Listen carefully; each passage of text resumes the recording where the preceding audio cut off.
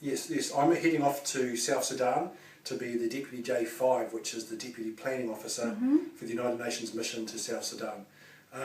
So it's a mission of about 10,000 people, 7,000 military. So I'll be responsible with the other Senior Planning Officer for planning the military operations in Sudan, South Sudan I should say, which is the newest country in the world. It's been going for just over 2 years.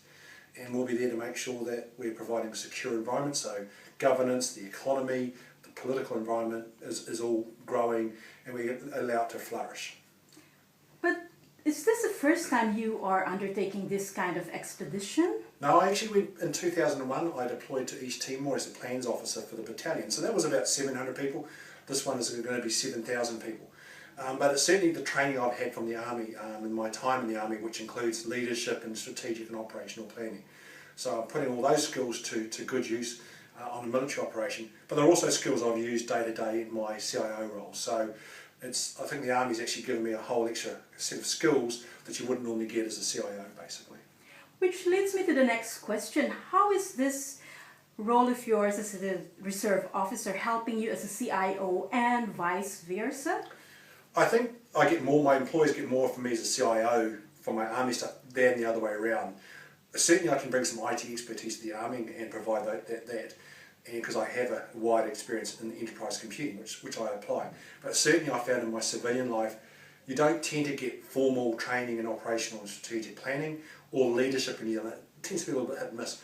My entire Army career I've been trained and mentored and taught leadership, and you're actually evaluated on your leadership every year, so that's part of it.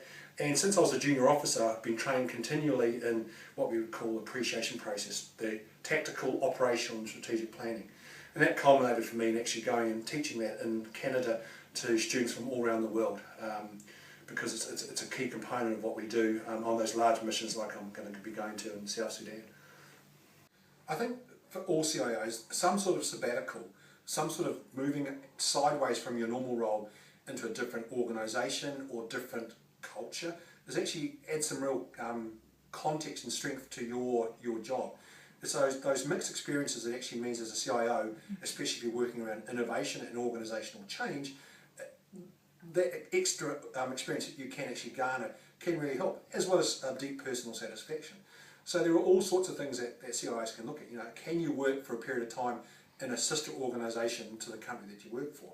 Can you go and do some volunteer service abroad? I mean, I've had friends who've actually taken 3 months leave of absence and gone and helped build schools in Cambodia.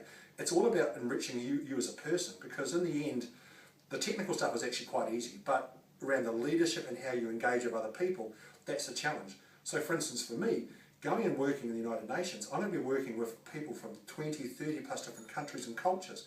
And that experience is something that I can apply when I come back to my CIO role.